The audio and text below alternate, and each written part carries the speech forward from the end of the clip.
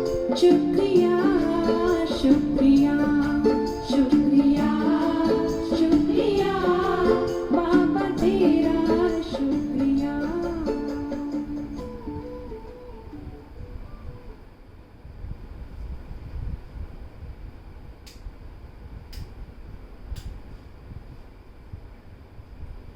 ओम शांति। आज 12/6/2020 के बाप दादा के मधुर महावाक्य सुनेंगे। बाबा बच्चों को ये कह रहे हैं कि तुम बच्चे हो ईश्वरीय औलाद। कलयुग में जब थे तब थे आसुरी औलाद। अब ईश्वरीय औलाद बने हो तो तुम्हें अंतर्मुखी रहना है और तुम बच्चों में कोई भी आसुरी अवगुण वह नहीं होना चाहिए। तुम्हें लून पानी भी नहीं होना है। किसी से तुम नाराज नहीं हो सकते। क्रोध का अंश भी तुम बच्चों में नहीं होना चाहिए। जो ईश्वर के संस्कार है वह ईश्वरीय संस्कार, ईश्वर वाले गुण वो बच्चों में प्रैक्टिकल में दिखाई देने चाहिए। परंतु किस आधार से वो दिखाई देंगे संस्कार ईश्वरीय? यदि बच्चों को ये स्मृति रहे कि अब ये पुरानी दुनिया का अंतिम समय है। बाबा फिर से याद दिला रहे बच्चे, विनाश सामने है, मौत सामने है। एक भी व्यक्ति रहेगा नहीं। डियरेस्ट से डियरेस्ट सबको इस पुराने शरीर को छोड़ना ही है। सबको वापस लौटना है। इसलिए ये स्मृति यदि बच्चे रखेंगे तो पुरुषार्थ बहुत अच्छा कर पाएंगे। शिव बाबा की भी स्मृति बनी रहेगी और दैवी संस्कार वह भी बच्चों में आते जाएंगे। इसीलिए बाबा ने कहा तुम बच्चों को हमेशा शिव बाबा को याद करते रहना है।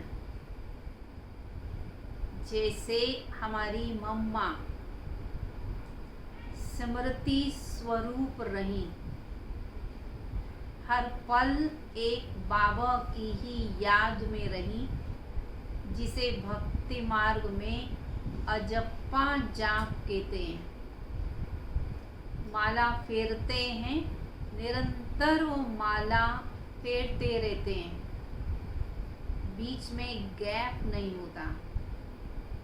वैसे ही मम्मा भी निरंतर एक बाबा की याद में रहती थी, स्मृति स्वरूप बन गई थी। वैसे ही हम बच्चों को भी वर्तमान समय स्मृति स्वरूप बनना है, जिससे ही विकर्म भी विनाश होंगे और दैवी गुण भी आते जाएंगे। तो हम सभी सुनेंगे आज के बाबा के महावाक्यों को। मीठे बच्चे, अभी तुम ईश्वरीय औलाद बने हो। तुम्हारे में कोई आसुरी अवगुण नहीं होने चाहिए। अपनी उन्नति करनी है, गफलत नहीं करनी है। गफलत अर्थात अलबेलापन, केयरलेस नहीं रहना है। प्रश्न है, आप संगम युगी ब्राह्मण बच्चों को कौन सा निश्चय और कौन सा नशा है? हम बच्चों को निश्चय और नशा है कि अभी हम ईश्वरीय संप्रदाय के हैं। हम स्वर्गवासी विश्व के मालिक बन रहे हैं। संगम पर हम ट्रांसफर हो रहे हैं। संगम युग का समय है अपने पुराने संस्कारों को बदलने का, और संगम का समय है अपना सब कुछ नई दुनिया के लिए ट्रांसफर करने का। आसुरी औलाद से ईश्वरीय औलाद बन 21 जन्मों के लिए स्वर्गवासी बनते हो। इससे बाहरी कोई वस्तु होती नहीं। ईश्वरीय औलाद बन जाना, फिर स्वर्गवासी बन जाना, इससे बड़ा और कोई कार्य होता नहीं, इससे बाहरी कोई वस्तु होती नहीं। ओम शांति। बाप बैठ बच्चों को समझाते हैं। अक्सर करके मनुष्य शांति को पसंद करते हैं।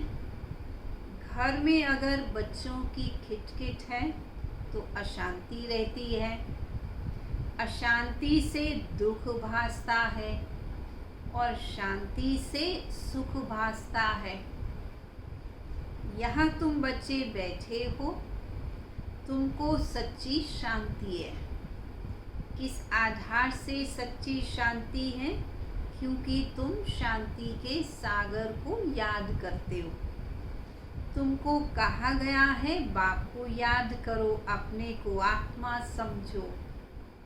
आत्मा में जो आधा कल्प से अशांति है वह निकलती है शांति के सागर बाप को याद करने से। तुमको शांति का वर्षा मिल रहा है, ये भी तुम जानते हो। शांति की दुनिया और अशांति की दुनिया बिल्कुल अलग है। अशांति की दुनिया तो कलयुग है और शांति की दुनिया या तो परम धाम है, शांति धाम, और फिर शांति की दुनिया तो सत्युग को ही कहा जाता है। आसुरी दुनिया, ईश्वरीय दुनिया, सतयुग और कलयुग किसको कहा जाता, ये कोई मनुष्य मात्र नहीं जानते। तुम कहोगे हम भी पहले नहीं जानते थे। भले कितने भी पोजीशन वाले थे, पैसे वाले को पोजीशन वाला कह देते हैं। गरीब और साहूकार समझ तो सकते हैं ना, दोनों में फर्क तो बहुत दिखाई देता है। वैसे तुम भी समझ सकते हो बरोबर ईश्वरीय औलाद और आसुरी औलाद। जैसे गरीब और साहूकार का भेद दिखाई देता है, वैसे ईश्वरीय औलाद और आसुरी औलाद का भी भेद दिखाई देता है। अभी तुम मीठे बच्चे समझते हो कि हम ईश्वरीय संतान हैं। ये पक्का निश्चय है ना कि हम ईश्वरीय संतान हैं, ये तो पक्का निश्चय है ना। तुम ब्राह्मण समझते हो हम ईश्वरीय संप्रदाय स्वर्गवासी विश्व के मालिक बन रहे हैं। हरदम खुशी रहनी चाहिए। इस बात की स्मृति से खुशी रहेगी जब ये याद रहेगा कि हम ईश्वरीय संप्रदाय स्वर्गवासी व विश्व का मालिक बन रहे हैं। बहुत थोड़े हैं जो यथार्थ रीति से समझते हैं। सतयुग में है ईश्वरीय संप्रदाय, अर्थात जो ईश्वरीय औलाद संगम युग पर बने, ईश्वरीय संस्कार सीखे, वह संस्कार साथ में गए तो सतयुग में हुए ईश्वरीय संप्रदाय संस्कार हो गए दैवी संस्कार। कलयुग में है आसुरी संप्रदाय। पुरुषोत्तम संगम युग पर आसुरी संप्रदाय बदली होती है। परिवर्तन का समय यह पुरुषोत्तम संगम युग का है। अभी हम शिव बाबा की औलाद बने हैं, बीच में भूल गए थे। अभी फिर इस समय जाना है कि हम शिव बाबा की संतान हैं। वहाँ सतयुग में कोई अपने को ईश्वरीय औलाद नहीं कहलाते। ईश्वरीय संप्रदाय के हैं, परंतु ईश्वरीय औलाद सतयुग में नहीं कहलाते। वहाँ है देवी औलाद। इससे पहले हम आसुरी औलाद थे, अभी ईश्वरीय औलाद बने हैं। हम ब्राह्मण बी केस हैं, ब्रह्मा कुमार ब्रह्मा कुमारी हैं। रचना है एक बाप की। तुम सब भाई बहन हो और ईश्वरीय औलाद हो। तुम जानते हो बाबा से हमें राज्य मिल रहा है। भविष्य में जाकर हम देवी स्वराज्य पाएंगे, बहुत सुखी होंगे। बरोबर सतयुग है सुख का धाम और कलयुग है दुख का धाम। ये सिर्फ तुम संगम युगी ब्राह्मण जानते हो। आत्मा ही ईश्वरीय औलाद है, ये भी जानते हो। बाबा स्वर्ग की स्थापना करते हैं, वह रचिता है ना, नर्क का क्रिएटर तो नहीं है। उनको कौन याद करेगा। तो मीठे मीठे बच्चे जानते हो, बाप स्वर्ग की स्थापना कर रहे हैं। वह हमारा बहुत मीठा बाबा है। हमको 21 जन्मों के लिए स्वर्गवासी बनाते हैं। इससे भारी वस्तु कोई होती ही नहीं। इससे भारी बात, बड़ी बात कोई होती ही नहीं। ये समझ रखनी चाहिए। हम ईश्वरीय औलाद हैं, तो हमारे में कोई आसुरी अवगुण नहीं होना चाहिए। अपनी उन्नति करनी है। समय तो बाकी बहुत थोड़ा है, इसमें गफलत नहीं करनी चाहिए। बाप को कभी भी भूल नहीं जाओ। देखते हो बाप सम्मुख बैठे हैं, जिनकी हम औलाद हैं। हम ईश्वर बाप से पढ़ रहे हैं देवी औलाद बनने के लिए। तो कितनी खुशी होनी चाहिए कि हम देवी औलाद बन रहे हैं। बाबा सिर्फ कहते मुझे याद करो तो विकर्म विनाश हो जाए। बाप आए ही हैं सबको ले जाने। जितना जितना याद करेंगे उतना विकर्म विनाश होंगे। अज्ञान में जैसे कन्या की सगाई होती है तो याद बिल्कुल छप जाती है। कन्या ने होने वाले पति को देखा तो बस उनकी याद, परिवार की याद छप जाती है। वैसे ही बच्चा पैदा हुआ तो माँ को भी बच्चे की याद छप जाती है। अब यह याद तो स्वर्ग में भी छप जाती है। माँ को बच्चे की याद, पत्नी को पति की याद, ये तो सतयुग में भी याद छप जाती है, नर्क में भी छप जाती है। बच्चा कहेगा ये हमारा बाप है। अब यहाँ तो है बेहद की बात, जिसे स्वर्ग का वर्षा मिलता है। बेहद के बाप से ही स्वर्ग का वर्षा मिलता है। तो बाबा की याद भी दिल में छप जानी चाहिए। उनकी याद तो कभी भूलनी ही नहीं चाहिए। बाप से हम भविष्य 21 जन्मों का फिर से वर्षा ले रहे हैं। बुद्धि में वर्षा ही याद है। ये भी जानते हो। कौन सी बात जानते हो? बाबा कहते तुम ये भी जानते हो कि मरना तो सबको है। ध्यान से सुनेंगे बाबा की बात को। एक भी रहने का नहीं है। जो भी डियरेस्ट से डियरेस्ट, प्यारे से प्यारे हैं, सब चले जाएंगे। ये सिर्फ तुम ब्राह्मण ही जानते हो कि पुरानी दुनिया तो अब गई की गई। उसके जाने से पहले पुरानी दुनिया पूरी विनाश को पाए, उससे पहले पूरा पुरुषार्थ करना है। जबकि ईश्वरीय औलाद हैं तो अथाह खुशी होनी चाहिए। बाप कहते रहते हैं बच्चे अपना जीवन हीरे जैसा बनाओ। वह है देवी दुनिया और यह है आसुरी दुनिया। सतयुग में कितना अथाह सुख रहता है वह बाप ही देते हैं। या तुम बाप के पास आए हो, या बैठ तो नहीं जाएंगे।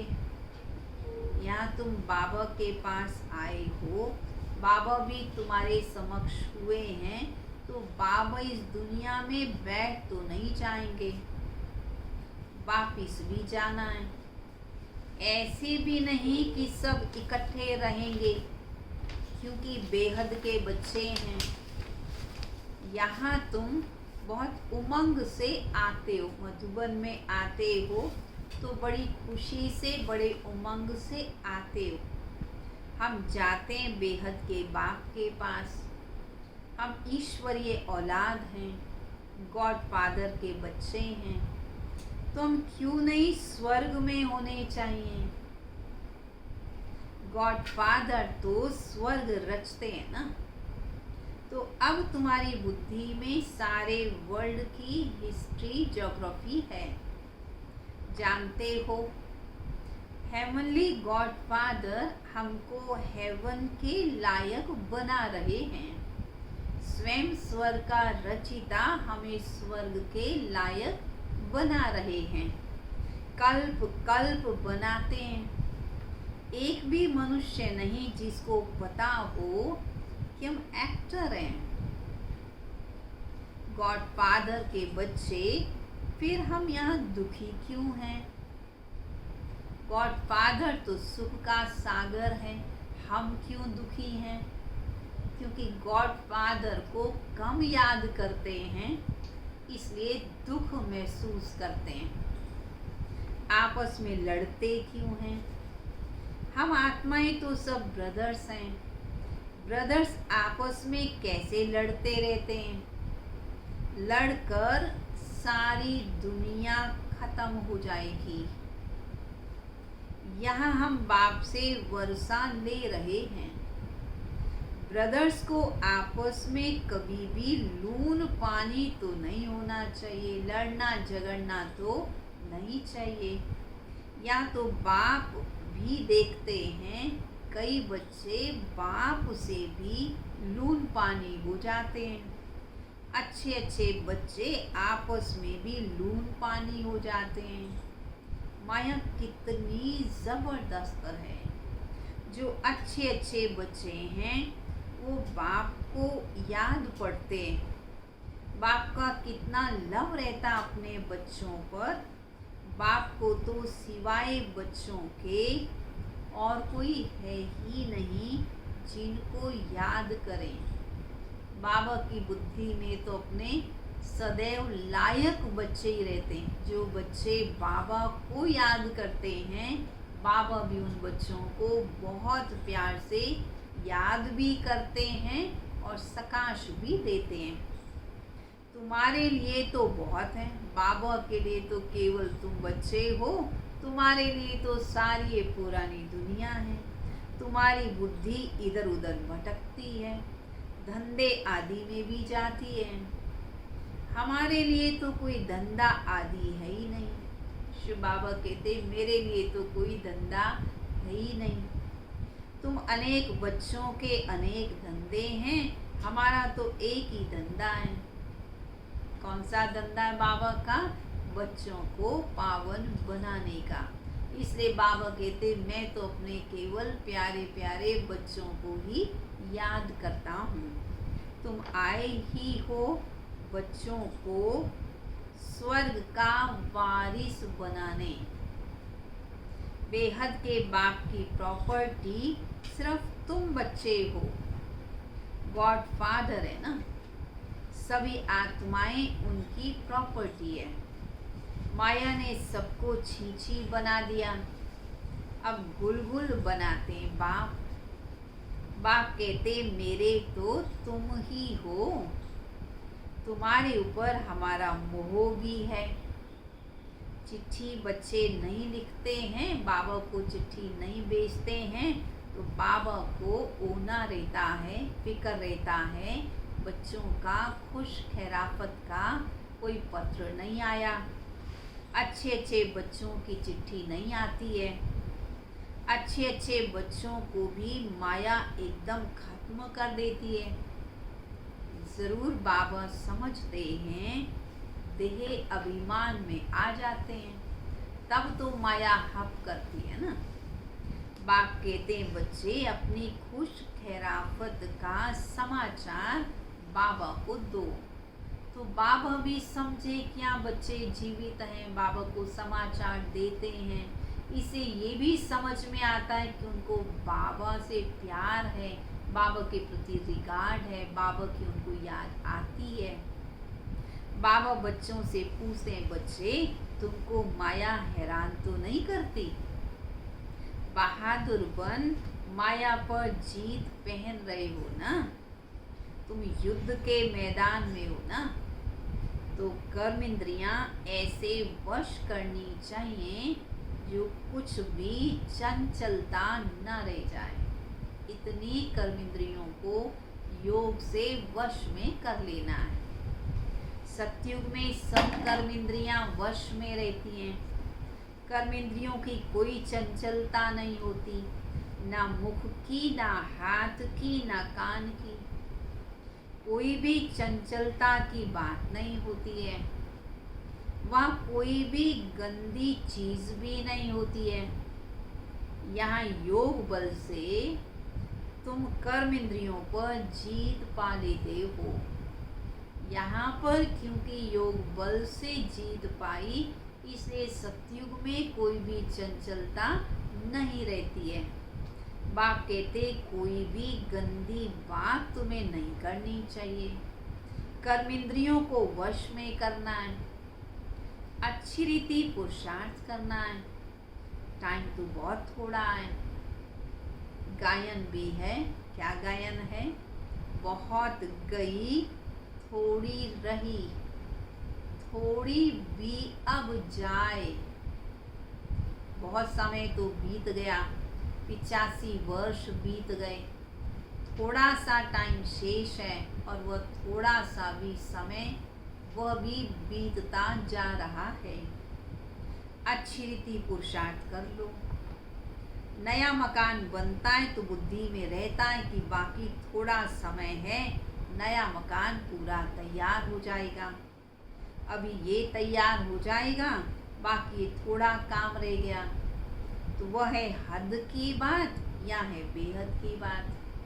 हद का नया मकान बनता है तो भी बुद्धि में रहता है थोड़ा सा काम शेष है, ये पूरा हो जाएगा, फिर हम नए में शिफ्ट करेंगे, ऐसे सेटिंग करेंगे। वैसे ही बाबा कहते बेहद की बात है कि पुरानी दुनिया खत्म हुई, नई दुनिया भी आने वाली है। हम सब नई दुनिया में सोने के महलों में रहेंगे, सब आपस में मिलजुल करके रहेंगे, बहुत सुखी रहेंगे। तो ऐसे बुद्धि नई दुनिया की तरफ जानी चाहिए। ये भी बच्चों को समझाया गया है। उनका साइंस बल, तुम्हारा है साइलेंस बल। उनका भी बुद्धि बल, तुम्हारा भी बुद्धि बल। साइंस की कितनी इन्वेंशन निकालते रहते हैं। अभी तो ऐसे बॉम्ब्स बनाते हैं जो कहते हैं यहाँ बैठे बैठे छोड़ेंगे और सारे शहर को ही ख़त्म कर देंगे। ऐसे मिसाइल्स बना चुके हैं, इतने बॉम्ब्स बन चुके हैं जो सोचते हैं एक जगह बैठे ही सारी दुनिया को ख़त्म कर देंगे। फिर ये सेनाएं, एरोप्लेन आदि भी काम में नहीं आएंगे। तो वह है साइंस बुद्धि। साइंस बुद्धि तो विनाशी कराएगी। तुम्हारी है साइलेंस बुद्धि, वह विनाश के लिए निमित्त बने हुए हैं। तुम अविनाशी पद पाने के लिए निमित्त बने हो। ये भी समझने के लिए बड़ी अच्छी बुद्धि चाहिए ना। तुम बच्चे समझ सकते हो। बाप कितना सहज रास्ता बताते हैं। भले कितनी भी अहिल्याएं कुब्जाएं हों, सिर्फ 2 अक्षर याद करने हैं। चाहे कोई अनपढ़ी माताएं हों, चाहे कोई बुजुर्ग हों, परंतु फिर भी बाबा कहते 2 अक्षर तो कोई भी याद कर सकता है। एक बाप, दूसरा वर्षा। एक अलफ, दूसरा बे। मन मना भव, मध्याजी भव। 2 अक्षरों की ही पढ़ाई है। फिर जितना जो याद करे और सब संग तोड़ एक बाप को याद करना है।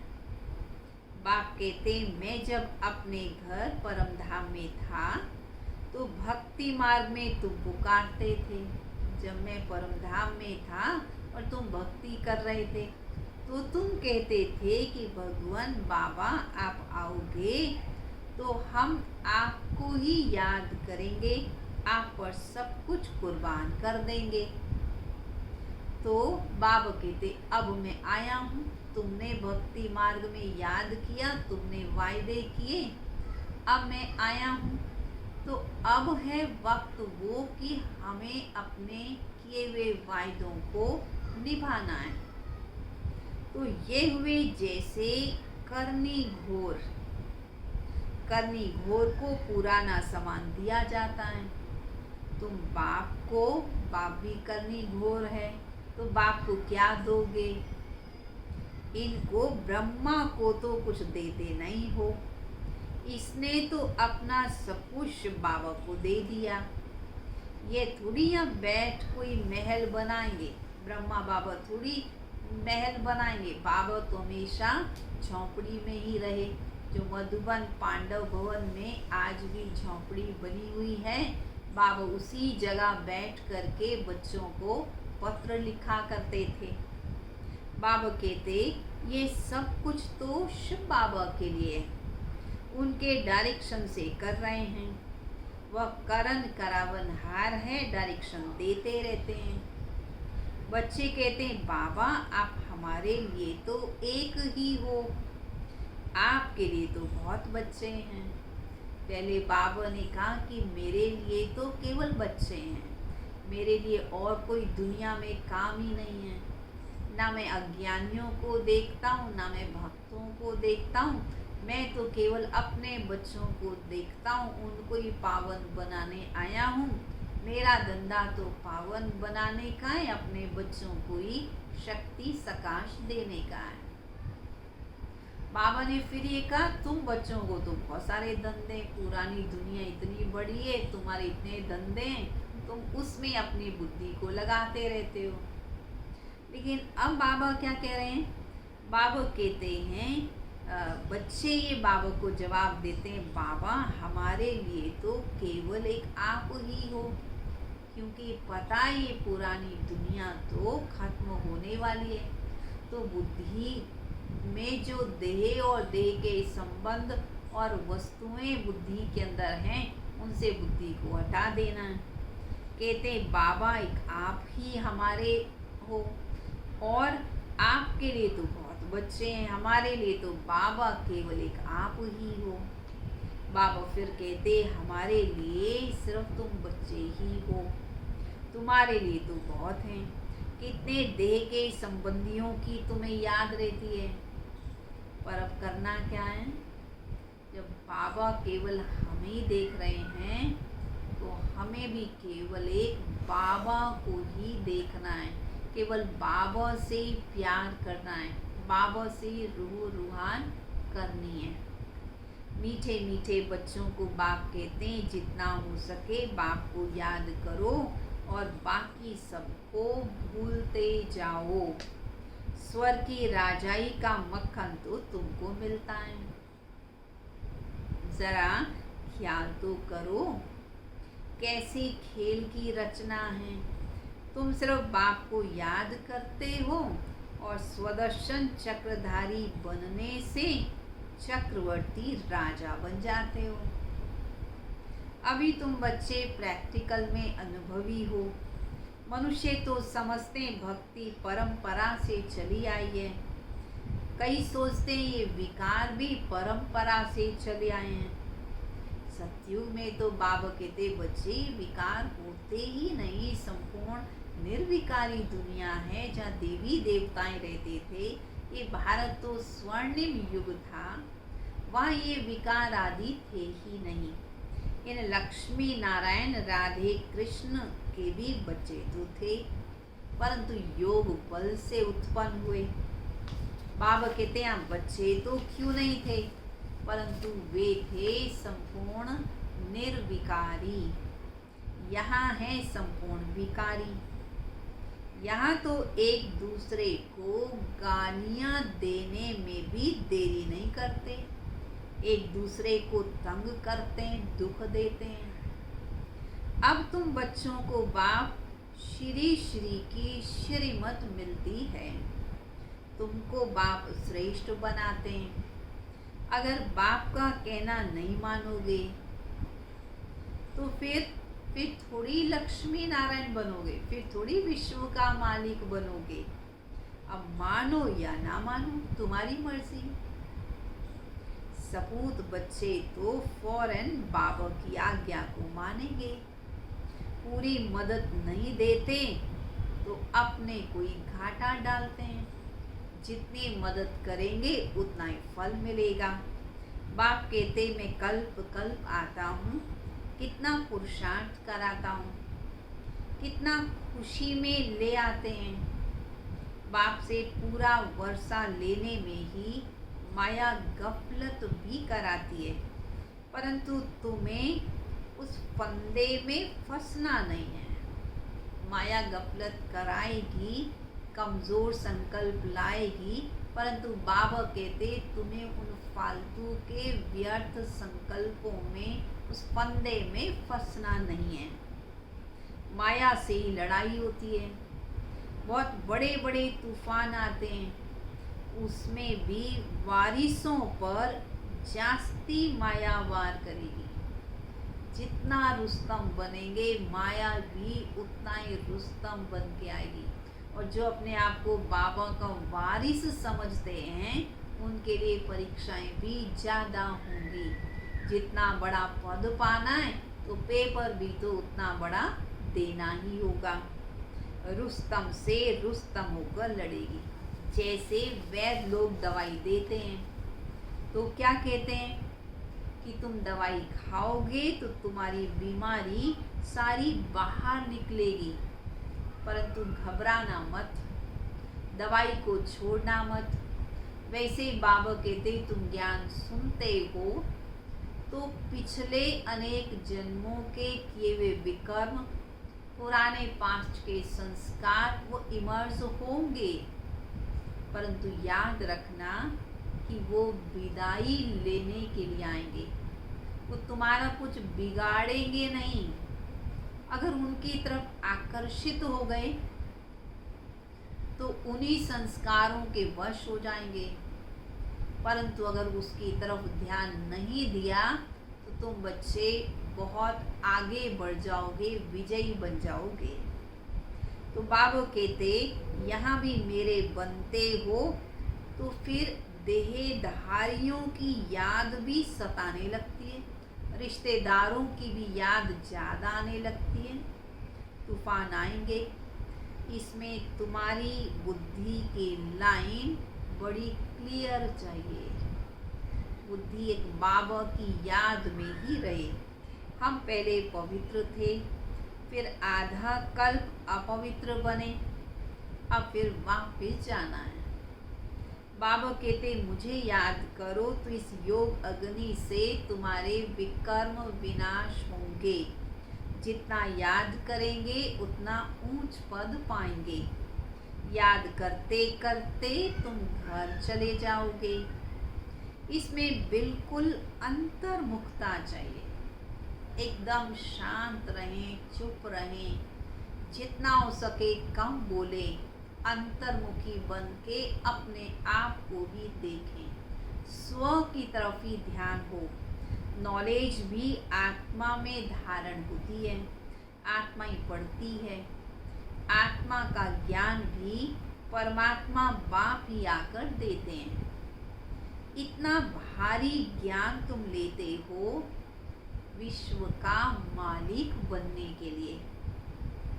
मुझे तुम कहते ही हो पतित पावन, ज्ञान का सागर, शांति का सागर। जो मेरे पास ज्ञान है वो सब कुछ तुम्हें दे देता हूँ।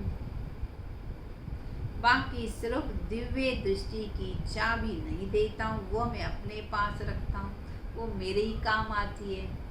उसके बदले फिर तुमको विश्व का मालिक बना देता हूँ। साक्षात्कार में कुछ है नहीं, मुख्य है पढ़ाई।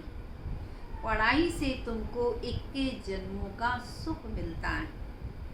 मीरा की भेंट में तुम अपने सुख की भेंट करो।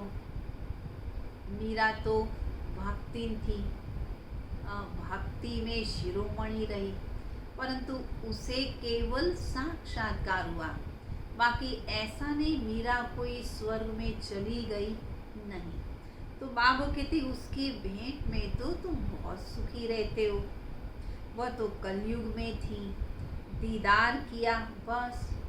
भक्ति की माला अलग है, ज्ञान मार्ग की माला अलग है। रावण की राजाई अलग, तुम्हारी राजाई अलग। उसको दिन, उसको रात कहा जाता है।